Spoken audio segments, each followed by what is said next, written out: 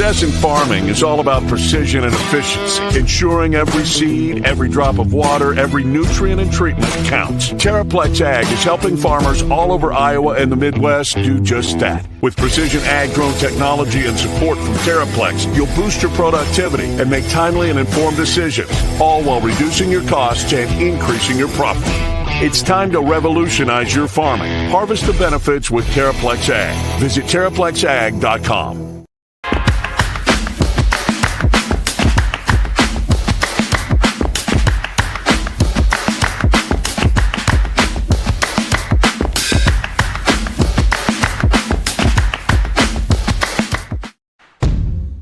Chris Williams, Brent Blum.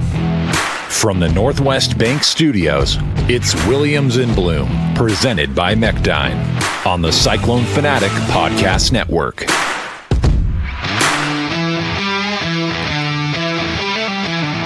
What up? What up? The 16th of November, 2025, Williams and Blum. Midday on a Sunday, bye week. Everybody's relaxed. Felt good to get that TCU win and not be sitting on a 5-game losing streak, because that would have sucked. Nice relaxing Saturday in Iowa.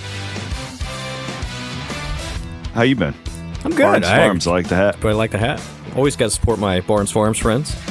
Maybe see them this weekend. 11 o'clock kick. 11 a.m. kick. Yeah, just got that a couple hours ago. That felt like an 11 a.m. kick. It did. Felt like that would be appropriate for that game. We'll get into that. Early forecast looks very, very fine. Not great.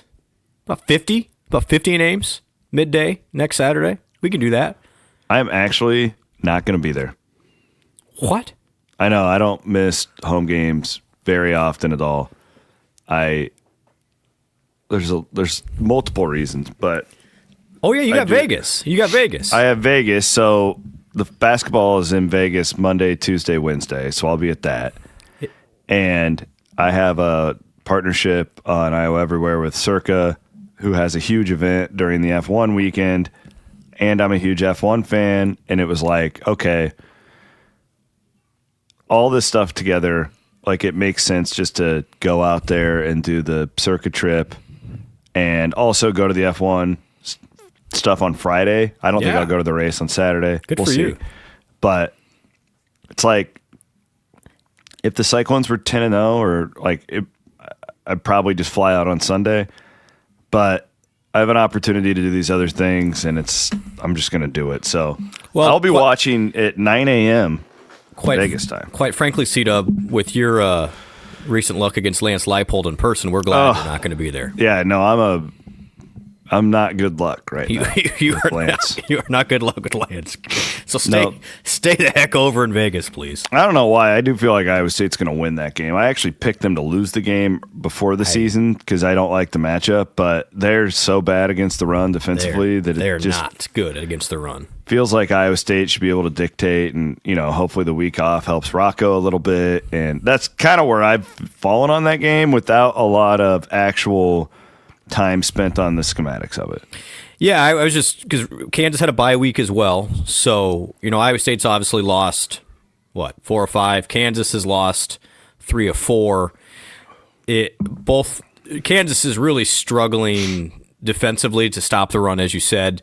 They got absolutely gashed by several different. I mean, Tech ran for like 400 against them. Now I know Tech's really good, but K-State, who we saw struggle with Oklahoma State, really stuck it to Kansas as well. At home, Iowa State feeling better about itself coming off a win. I'm excited for Iowa State to beat to see Kansas here, and worth noting, I know Jalen Daniels gave Iowa State a whole host of problems a year ago. That Iowa State defense was completely decimated. It couldn't really not do anything that day. Dom Orange was out, didn't even travel to Kansas City for that one. Verdon got hurt after the first series. That game, again, I understand that Kansas had its way, and then 2 years ago in Ames, that was not Jalen Daniels, that was Mr. Bean. That was Bean. So, yes, Leipold's really good. I'm not underselling Lance Leipold. However, Iowa State based on and if the conditions are what they're going to be, I think should be able to move the ball on the ground and really just kind of, I would say just punish Kansas. That's the MO going in. I think the biggest thing, it's not Leipold. It's not like their scheme. It's just he always has the perfect type of quarterback to disrupt this defense. And Daniels can move. He still does. His accuracy has been very average the last 4 weeks, but we've seen it. The guy, do you know what's crazy, C-Dub? Looked up this morning. He played against Iowa State in the COVID year. He was a starting quarterback for Kansas in 2020. Yeah. I was like, this guy's been around forever. Well, yeah, I think Leipold's really good, but I don't think it's like he's got some secret sauce.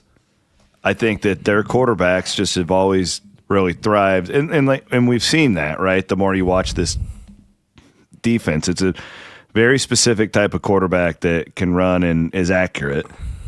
That combo, and it's why like we were so disappointed after the Arizona State game, because if you go into that one blind, you're like, Iowa State's defense should feast here. Yep. Which it kind of did. I mean, it got 2 turnovers and only gave up 24 points, but it didn't feel like it, and right? Like didn't stop the Sims run game, which won them the game. So, but it's just they generally have really good quarterbacks for this type of defense, but we'll see. Yeah, man, I'm gonna pick Iowa State to win the game though. For Kansas and Iowa State, I mean, Kansas is 5-5 coming in. Iowa State is 6-4, and going to be favored in its final 2 games. So, then you start talking about 8-4. Is that a successful season? We get into all that, but now we're looking at bowl game stuff. C-Dub. Interestingly, did you know, I was looking at the bowl game stuff this morning, not a good day for the Big 12, which we're going to get into. Horrible day for the Big 12. Yeah, that was almost like worst case scenario. Yeah, I think our friends in Norman mostly. God, that was not great. But looks like, the Rate Bowl in Phoenix, which is the day after Christmas against a Big Ten school. Memphis is in play. Did you know? I don't think you did know this. Memphis, the Liberty Bowl, is January 2nd this year. Oh, God. No, I didn't know that. Yeah, January 2nd. So we have one of those weird years where like hold on, January 2nd's a Friday? Yeah. So New Year's Day is on a Thursday. Yeah. So all the big games will be on Thursday. And then, okay, so the 2nd is still a holiday. So nobody's going to be working. No one's going to be working. However, New Year's Eve in Memphis? Maybe. Oh, I would rather do that than go to the Rate Bowl on the 26th. Well, then otherwise it's Christmas in Phoenix. But I have a feeling that I would be shocked if Iowa State doesn't play in the Rate Bowl. Based on Pollard's tweet the other day. Yeah. They're going to want...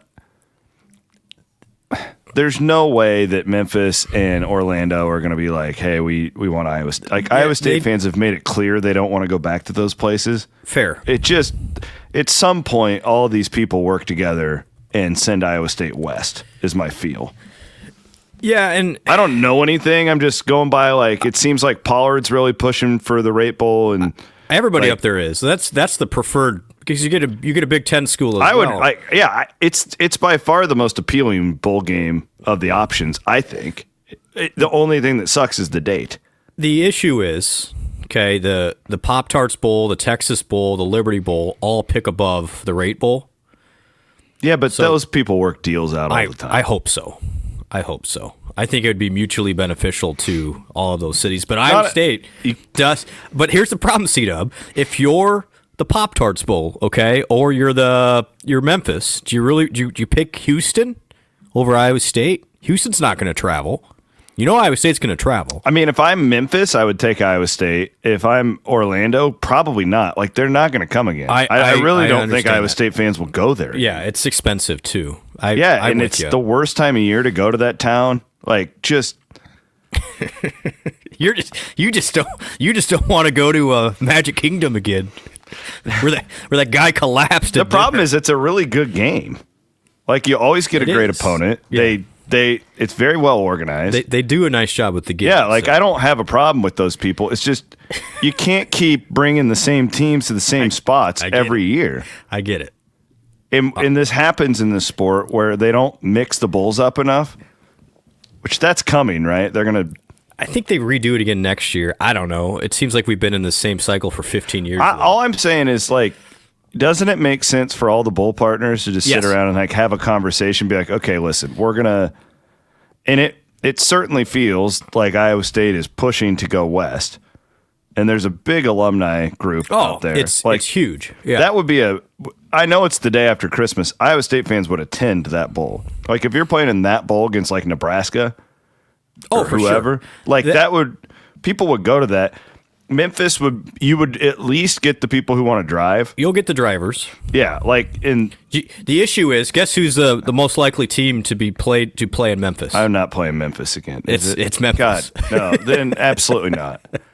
And I love Memphis, but I would go back to the Liberty Bowl in a heartbeat. Just not to In play fact, those of the guys three, again. it's probably the only game I would actually travel to this year. Looking at it with just my schedule, with the book and my kids and my wife's schedule, like Christmas I think it's the only one I could get to.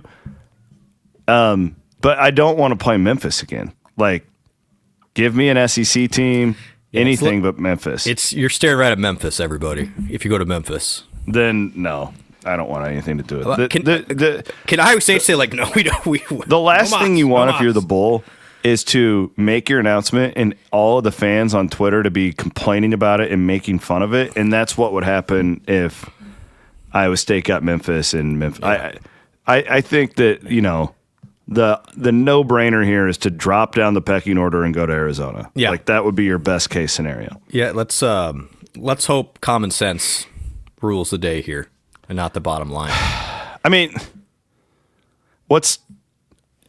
we like to do this because we're old, but it is an interesting conversation that we're having where we're complaining about any bowl game.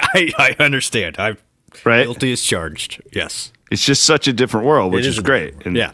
I just, again, like with the alumni thing out there, with all the Iowans who live out there in the winter, including Jamie Pollard's got a home out there now. Yeah, like to me, like Iowa State fans should be pushing to go west. But it doesn't ultimately it really doesn't matter. Yeah, I mean it would be fun to play Nebraska out there. Like I think that would be legitimately entertaining. Again, that's what we need to do with these bowl games.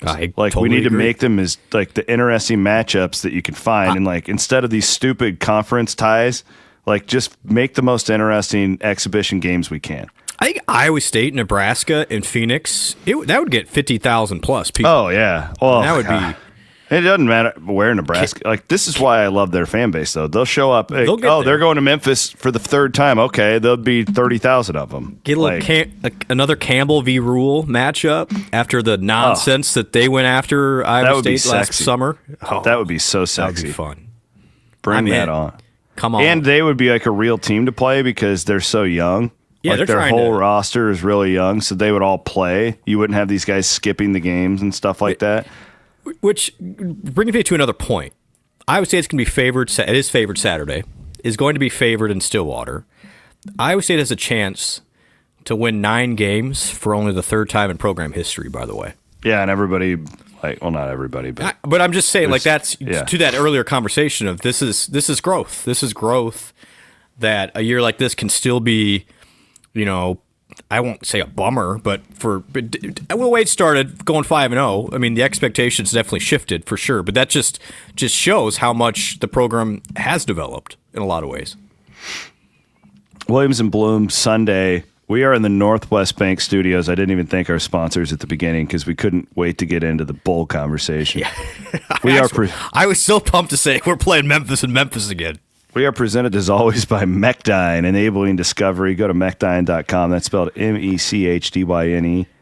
Check out their job board. They love hiring Iowa Staters. Looking ahead to 2026, you can improve your situation. I bet Northwest Bank would be hiring, too. Looking for good Iowa Staters that are graduating. No doubt.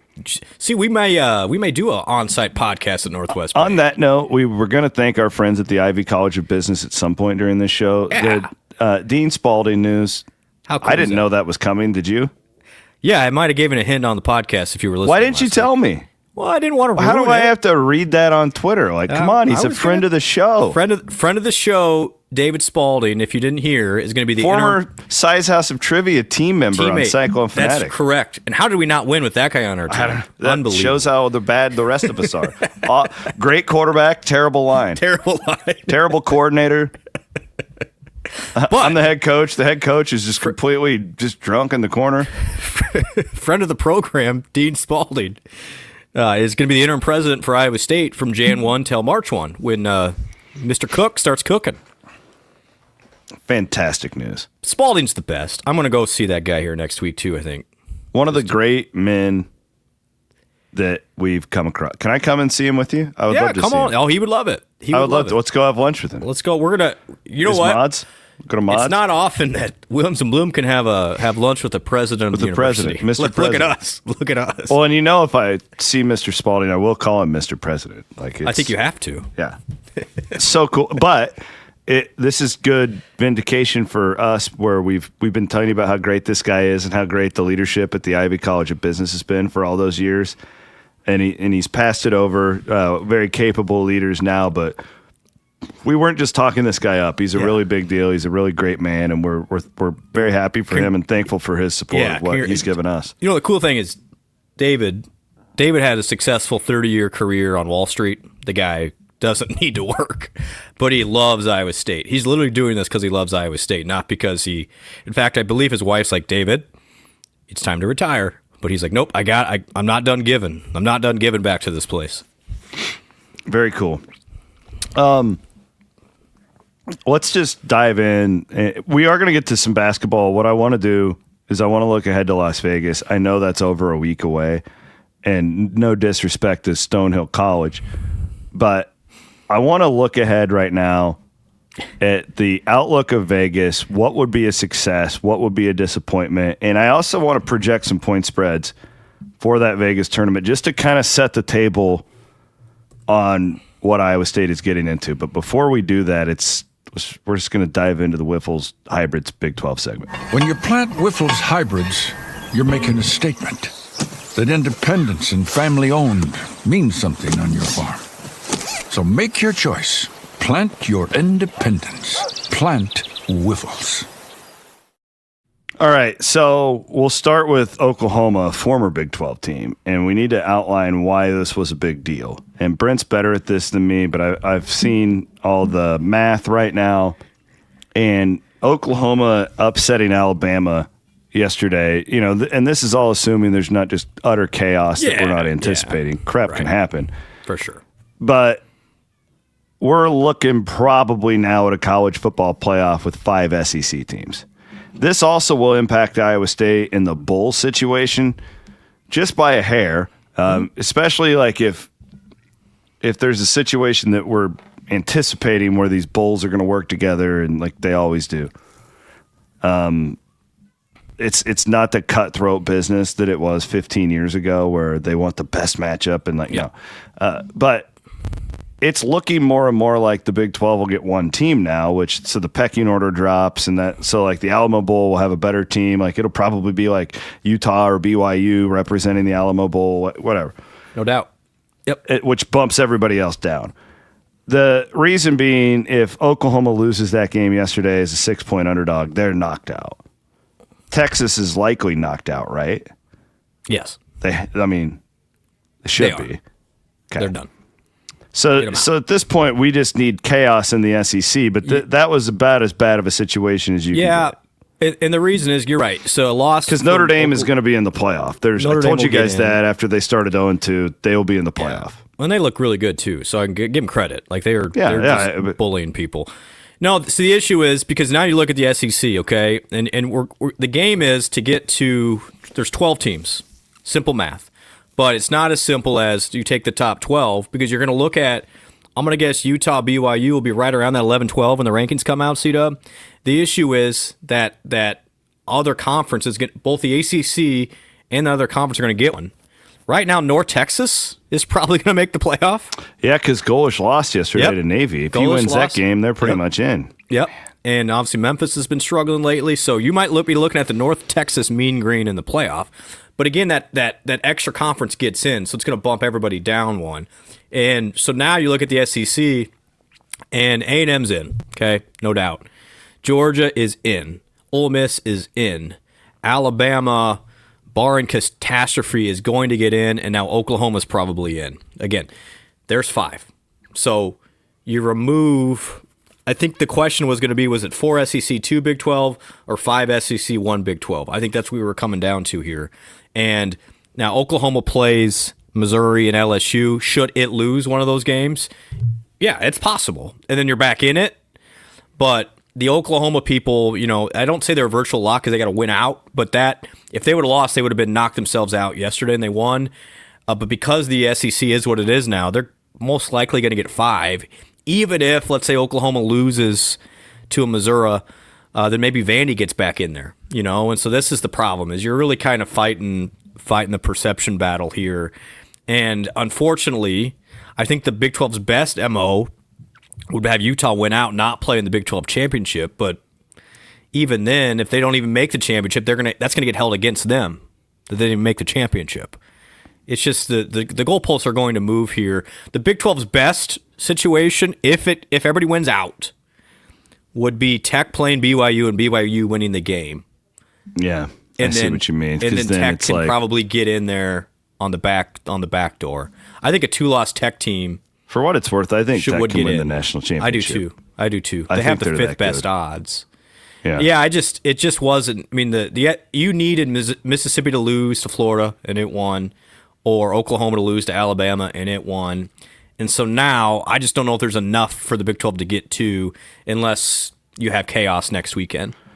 Yeah, and this is why we always, in September, we're talking about the P word, which is perception. So, do these games actually mean anything? Not really, but you build your case. And the Big 12 just – and then I would argue with myself there and say it doesn't matter because the minds are made up. Yeah. And I thought 2 weeks ago the odds were better than not that the Big 12 would get 2. I did not anticipate Oklahoma winning yesterday, and that, you tip your cap. Now, those people were giving me the business on the internet yesterday because we were making fun of them 2 years ago, and they have receipts, and I was like, good for you guys. But they won. They won a huge game. I did not think Venables had it in them. So, and then Kiffin and Ole Miss is going to get in, and so there's not a whole lot the Big 12 could have done here. Even if they would have played well, C-Dub, even if Arizona State beats Mississippi State back in September, which we thought was a big deal, even if Baylor beats Auburn, I don't think any of that matters here. It's just the SEC is going to get the benefit of the doubt because all those teams are close enough. They're not going to leave any of them out for a 2-loss Utah. Well, let's look at the Big 12, see what happened yesterday. So, Iowa State broke TCU apparently because they were no match. And that was the line was just creeping towards Pick'em in that one all week. All the money was on TCU, and BYU does what they do. They just keep surprising people. The smart football people are always wrong about BYU in most senses. Tech just dismantles directional Florida. Thanks for playing. Really impressive showing by Utah. Yes, they're a really interesting case to me because they're now 8-2. Their losses are to BYU and Tech. Really, what probably screwed the Big 12 was them losing to BYU. That's it. Yeah, I feel like if Utah wins that game, they're in. Then you've got 2 teams. I would say from watching a lot of football, it was great yesterday. I didn't have anything else to do except watch football.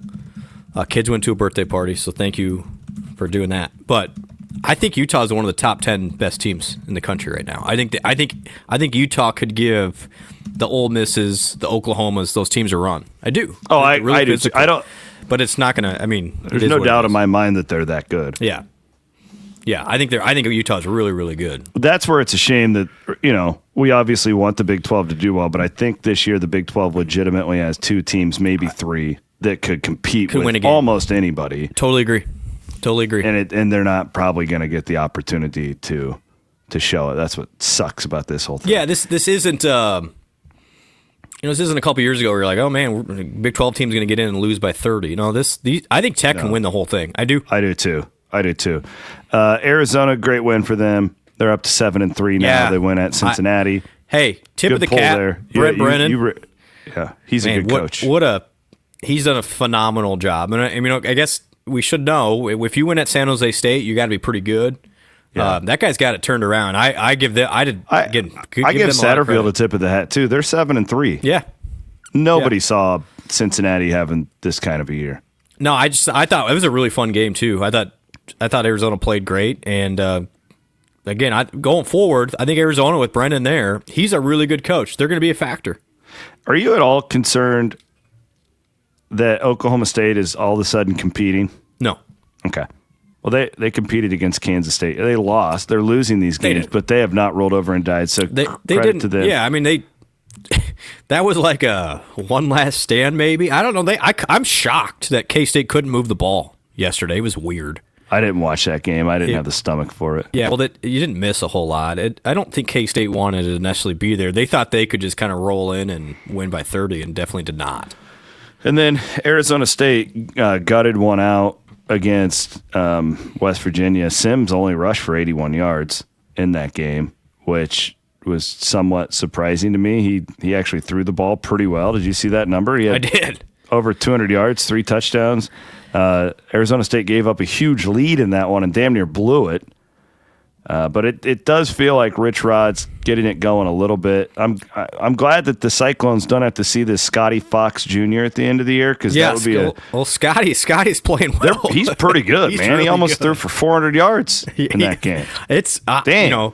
They're going to be someone to keep an eye on for next year, because they're starting. Well, they have to trend. money. They do, yeah. And West Virginia cares, and they're going to invest. And this old Scotty Fox is a nice little player. Yeah. So there you have it. There's your Wyffels Hybrids Big 12 segment. Did I leave any meat on the bone there? No. I'll say this about Oklahoma State. They've been getting gashed left and right. They held K-State to 100 yards rushing yesterday. Dude, that's what I'm saying. Like, they're actually like playing hard. I give those guys credit. That's a really hard thing to do. I understood. So that was not expected. Iowa State's still going to be a 2-touchdown favorite down there, but apparently they haven't totally given up on the season. And it's got to be hard for an opposing team. There's nobody at those games. Oh, there's nobody there. Zero. And that's a real thing when you're used to playing at a place like Manhattan. And November 29th in Stillwater for a 1-win Oklahoma State team. It's going to be choose your seat time if you're an Iowa State fan going down there. Go from Vegas, for some reason. See to Vegas to the Vegas of Oklahoma. You should do a double combo. Hop on with Hector Walters. They're going to be making the double dip. I'm good. I don't think Stillwater's in my. It's in your travel I'm going to plans? do Vegas, and then I'm going to come back home and I'll watch that game on TV. No book tour at the Courtyard Marriott in Stillwater. No, but we are doing one in Las Vegas the night before the games. So this is great. It is a book thing, but it's more just a gathering for Cyclone. So if you're coming to Vegas for the tournament, which I'm guessing hundreds of you probably are. I'd say hundreds, yeah. So it's basically a reserved spot for Iowa State fans to hang out on Sunday night. It's at it's called Bar Canada. It's at the D Hotel on Fremont Street. So it's downtown. It's off the strip. But they're having their huge music festival. The Bar Canada is one of my favorite bars in the world. It's a good spot. It's where I always drink and watch games with Mike Paul. And reasonably priced, too. Yeah. So that's why we're doing it here. Yeah. We could have done this at the Circa, the top floor thing. It's super ritzy and stuff. Yeah, it's not our spot. I said that's not. My people just want to watch the games, just hang out, have some beers. So this is like a hang. It's a group hang. You have a group hang back when you were kids. 5:00 is when we're going to start it, but you're welcome to come at any. But we have a reserved area at Bar Canada for Cyclone fans on Sunday night next week, and then might even work on doing a get together on Monday night too, because the game is so early on Monday, and it's just people are going to want to hang out and watch the games and do all that stuff. So we'll see how many people show up on Sunday. If we all enjoy it, I know people. I can get us a spot on Monday. How about that? I think that's a great plan. Yes. And people just want to hang out when you go to these tournaments. Vegas is so big, it's we need to have a concentrated effort. You are doing the right thing here. One of my favorite, we've said this for years, the Thanksgiving tournament is one of the great weeks in college sports. Yeah. As a fan. because there's nobody at these things generally, and you can have a great time, and it's fun. There's something about hanging out with people you don't know, but they're still like part of your tribe. But you still have the same shirt on. Yeah, and then you get to know you meet a lot of great people this way. Yeah. So again, that is 5 o'clock. I'll put this on our social media and stuff too. But it's 5 o'clock a week from today. So next Sunday. I didn't tell you this. I'm questionable. I might make a last second trip. I have hotel codes. Okay. If anybody wants a promo code to save some room on a hotel, hit me up. Chris M. Williams at CycloneFanatic.com. Guys, I succumb to peer pressure. So if you're going, tweet at me. And there is an Allegiant flight on Sunday morning. You would be in Vegas by 9:30, right around NFL kickoff. And it's It's an 11 a.m. kick in Ames Saturday. Very doable. Okay. Very doable. Right. I might be at Bar Canada next Sunday. We'll see. Oh, sorry, we're not to that point of the show yet. Oh, I was just trying to play that while we were talking about Bloom's potential travel. I've already convinced the other neighbors to go. Do you know that? No. The neighbors on the corner, they're going. Okay, I succumb to peer pressure. This is helpful on a podcast.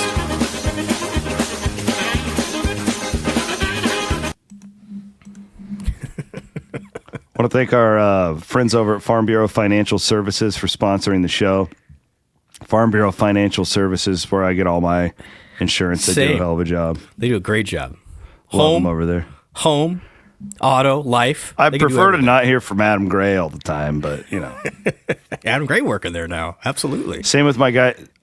You want to talk about two partners working together? Get a text this week from Jeff Kelderman Manufacturing. In family member in need of a realtor. He says, hey, give me Chappie's number. Gonna work together. Bada boom. Making connections. Cyclone Fanatic Podcast Network. I got a text. I was going to read this. My buddy, my friend Dave, big listener of the podcast. Okay, Dave his main home is in Minnesota, but this is a text from Dave. He said, Brent, I need to thank you for the referral to Andrew Chaplin. We just signed a purchase agreement for a townhome in Ames. We'll be able to see more Cyclone events. Go Clones. Appreciate it. Way to go, Dave. Way to go, Chappie. Just making friends, making connections. Gotta love it.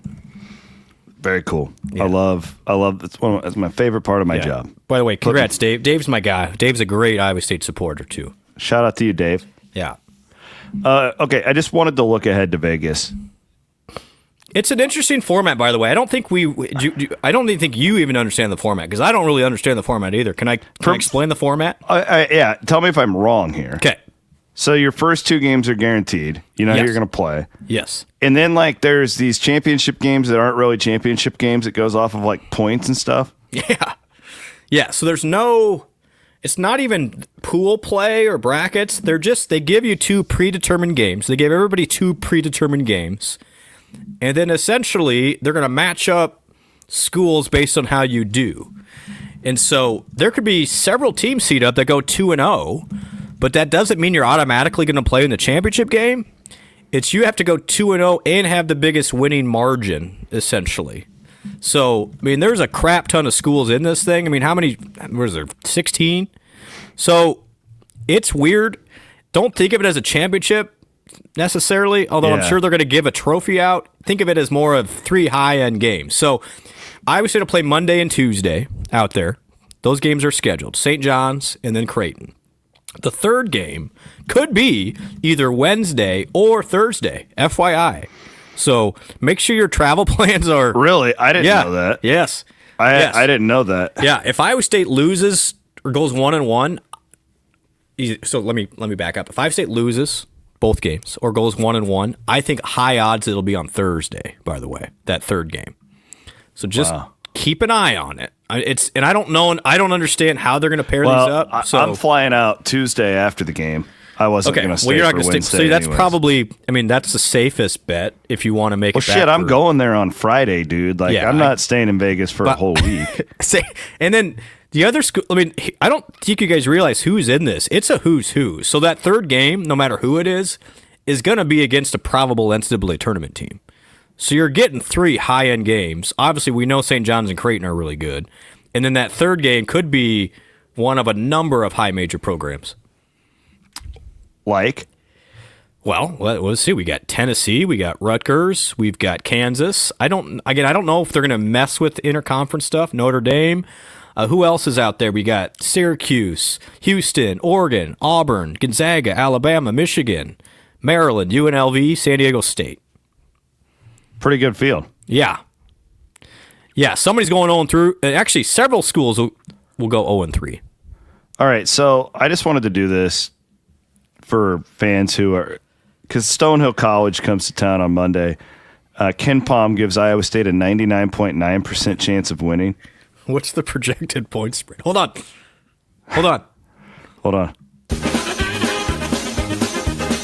Iowa State, Stonehill College at Iowa State. 36. That's a miss. It would be 29. Oh. Wait a minute. I may have done that wrong. It's so high, like my 88 to 56. Yeah. 88 to 56 is 32 for scoring at home. Well, it's still a miss. It's still a miss. You probably have to be within 3, I would say. Yeah, that's a miss then. It's a miss. Okay. So you haven't done this yet? No. Iowa State versus St. John's in Las Vegas. Now, for the fans, St. John's has a loss already. They did lose to Alabama, but that's Nate Oates' good Alabama team. Yeah. They have wins over Quinnipiac and William and Mary. Yeah, but struggled a little bit against old Bob and Mary, or Bill and Mary yesterday. They score it, man. I bet Iowa State's like a 1-point favorite. 2, maybe. We'll give you a win there. Iowa State by 3. Ooh. Okay. 81 to 78. Yeah, see, that's going to be points. Iowa State versus Creighton. What time is that? Let's get the calendars going now because we're close enough. Monday in Vegas. That'd be the 24th. So Iowa time it is 3:30. 3:30 Iowa time on the 24th. Okay. And then on the 25th, it's 1 o'clock. So, yeah, it's an 11 a.m. tip in Vegas. In Vegas. That's why I'm going to be able to get home, because I'm going to do that. Creighton getting housed by Gonzaga. Move that number. I'd say Iowa State's probably 5-point favorite in that game. That is a miss. Iowa State by 8. Well, no, that's a hit. You get it. I give you 3. I bet that comes down, considering it should, considering Creighton just dismantled them not that long ago. Right. Do you think? I mean, Vegas people are smart enough to understand that. Just for shits and giggles here, Iowa State at Purdue on the 6th of December. Oh man, how about Purdue going down and beating Bama at Bama? They're really good. Huge win. 9. Incorrect. 4. That's Iowa State against Iowa on December 11th in Hilton. Iowa State 8. 10. Okay. I watched Iowa Friday night. You know me, compliments come difficult when they're involved. Mm-hmm. They play a nice style of basketball. He's a really good coach. He does a nice job. They are better than I thought they would be. I have concerns of how it's going to hold up week in and week out in a really good conference, but he's really good. He's good, and then Sturts is an NBA player. Like I'm just because me saying that doesn't mean that I'm trying to talk them up. He's a good player, mm-hmm. and they've got some nice pieces around them. So I got to tip my cap at least a little bit. Oh, he's a really good coach. Not a big tip, just a little tip. All right. I just wanted to look ahead on basketball. Yeah, so that game, again. Oh, we had some time. It's Monday, Tuesday, and then could be Wednesday or Thursday out in Vegas. What do you think Ken Palm's projected Big 12 record is? Play 18 games. Is it 18 this year? It's down to 18, right? 18. 12-6. 13-5. Okay. I would sign up. Sign me up right now. The projected season record is 23-7. 23-7 with this schedule would get you a 2 seed or a 3 you'd be seed. a 2 seed. I would think. Yeah. If you beat the right teams, Yes. but and you would, if you can beat St. John's and Creighton, and honestly, isn't the goal just to go 2-1 out there? 2-1. 2-1. Like blindly, just go 2-1. Doesn't matter who you beat. Nope. Okay. So we have the same expectations. Now, I think that's the goal. I wouldn't be shocked if you're 1-2. Nope. With who you're playing. Nope. And the McDermott thing is just weird too, because they just know each other so well. Like, I know. It doesn't matter if Iowa State was favored, Creighton was favored. You take the points in that game. You just play the underdog. Yeah, if that thing is anywhere over 5, my gosh. Absolutely. I mean, yeah. All right. That's good. Man, peer pressure. Okay. I might go. I'm going to have to go.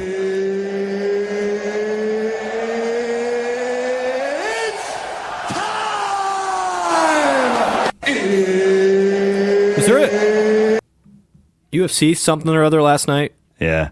I'm off the wagon, and I love UFC. It's just so hard during football season to. If this was June, I would have been locked in. Somebody like knocked out, and I was like, oh. I haven't even seen the results. It was a great card. It was a great card.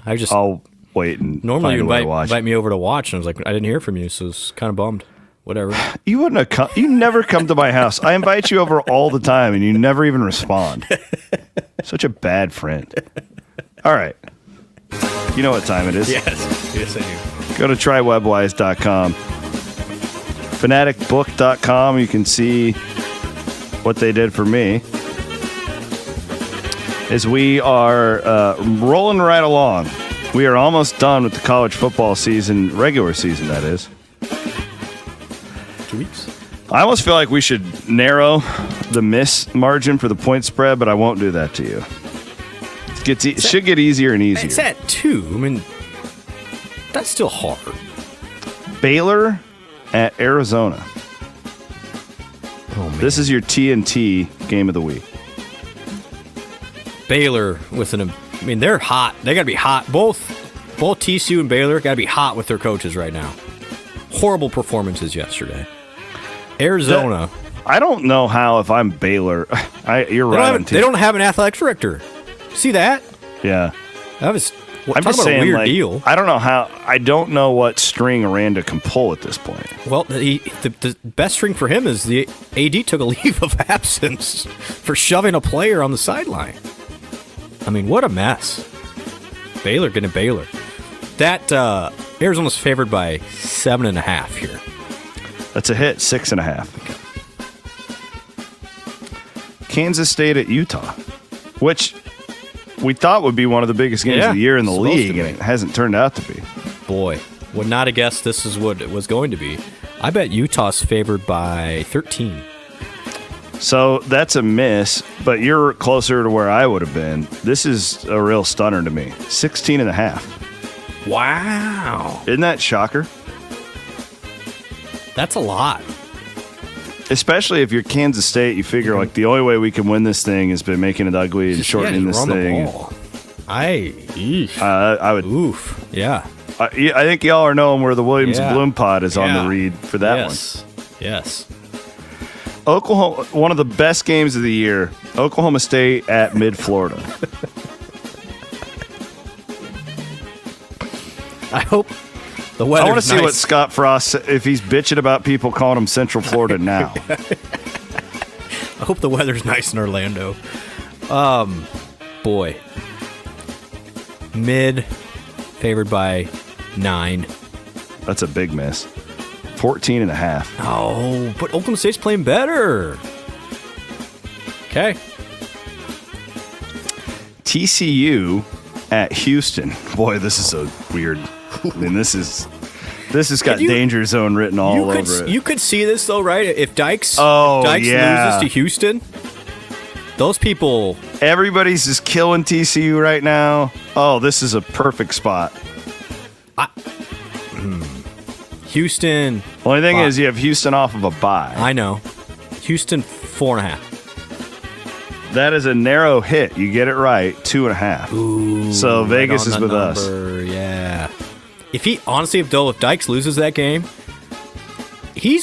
I don't want to say it's for his job, but that'd be bad for him. I would bet TCU on that one. I think so. But I kind of thought. But I thought, where were they yesterday? They didn't do anything yesterday. The thing is, like, I didn't ever think that they would beat BYU. No. The line opened at like 6.5, and it closed under a field goal. So it's just they're begging you to play BYU. You just go opposite of what that's all that was. We'll see what TCU has in the tank. And I mean, Houston, like, come on, like, what the hell was that West Virginia thing? Like, Not good. They have not been good. They almost lost to Central Florida. They have not been good. I agree. Arizona State at Colorado. Colorado's still in the league. Forgot about them. I know. I was there, guys. I was there in October. I saw the game. So, Unfortunately. cool. Arizona State 10. That's a miss. Cow, man. 7.5. You're giving these bad teams too much credit. There's some bad teams in this league. Well, yeah.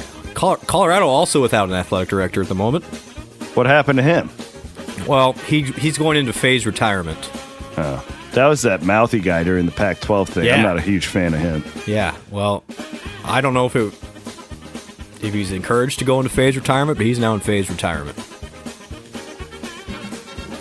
I'll never forget, I had a boss one time. It was one of my first jobs. And, anyway, so about that Colorado athletic director who was all sensitive about going to the Big 12. Yeah. Because, they didn't want to go back to the Big 12 because he was one of the reasons. Wasn't he the guy who was there when they went to the Pac-12? Like, he was pretty long. Yeah, he's been there a while. Yeah. Or he was a big Pac-12 guy. Rick George. Yeah, he was just a big Pac-12 guy. And then he was... Well, my boss... I came into this company and I was like, well, this is stupid. Like, why are we doing it like this? This doesn't even make any sense. And my, like, direct boss, it was Lee Hughes.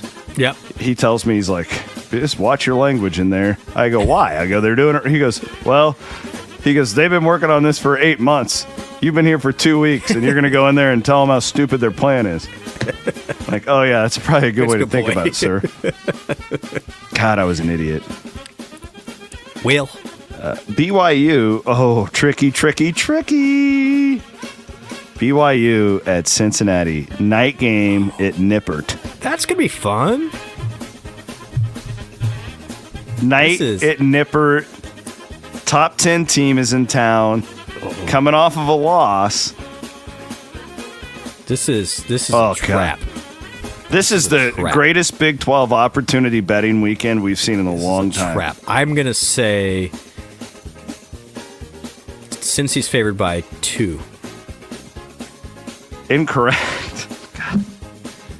BYU's favored by 2. Oh, no. You just went the wrong way. No, I didn't. I'm right. They have their line is wrong, meaning you guys know what to do. Oh. You're with me, right? Yes. Yeah. And again, we're doing the same thing that everyone else is doing to BYU, but I think Cincinnati's really good. This is a Cincy money line play. Yeah. Tyson Vite's defense. Well, BYU was good yesterday. Put it that way. Put it that way. I've seen the Vite defense against this BYU team. Is Dante Carleone playing? He did yesterday. Yes. As long as he's there, you're in good shape. Man, Fafita ripped him up, though. Fafita ripped that guy up. All right, we'll see you at the party, okay? Hey, my daughters are coming to your house. Oh, welcome. They're on their way to your house. They're perfect. Your wife's driving them to the birthday party. I'm not in charge. I don't know. I'm talking to you. That was Elise telling me, I'm going over to the Blums. It's loud. If you whisper really loud, it's not a whisper anymore. Yeah. All right. Well, there you have it. Yeah. That's what that's what we're setting up for this week, man. And I also wanted to say, I said this after the Mississippi State game, If you guys haven't checked out what Jake Bryn's been doing on our YouTube page, Yeah. like, it's phenomenal stuff.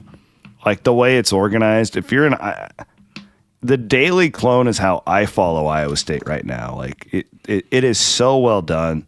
Jake has it so perfectly organized. You really need to subscribe to it. One, because it helps us, but two, like, I just want to make sure people know the quality of work that he's doing. Like, it is so great. And he puts it all on our front page and on the forums and all that stuff, but it's so well organized.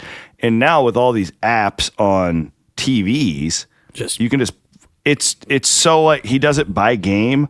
So like the Kansas football week will have an entire section, and like he does a really good job. Just seriously, the best thing you could do, speaking as an old guy who just learned this, hit subscribe on the YouTube channel, because then it just pops up for you. Yes. Well, and I you. fought that forever. I don't know about you, but like I didn't want to subscribe, and I didn't want to sign in. I'm like, no, I'll just be a guest. No, and once I gave in, it made my life so much better. It's like right there. Yeah. And like this show, like I can see the numbers. It's crazy the amount of just Big 12 fans that watch us. That they're not even Iowa State fans. You guys are welcome. Because there's just not a lot of like Big 12 content. So they're watching from Kansas and Texas. We have a lot of Red Raiders who like must know that I'm a fan. Cody Campbell, friend of the program. I bet Cody Campbell watches this podcast. Well, it is crazy how social media works, that Cody Campbell was following me and like knew who I was. And like, honestly, like I'm not trying to big time here, but like we're all very interconnected now. It's really cool. Tell a quick story. This is neat. And maybe it'll come out someday. So got to give a shout out. Audie Crooks, school record 43 on Wednesday. So this is the power of social media and all that goes with it. A Mr. Shaquille O'Neal saw the performance on Insta or TikTok or wherever, maybe the Cyclone Fanatic YouTube channel, I don't know.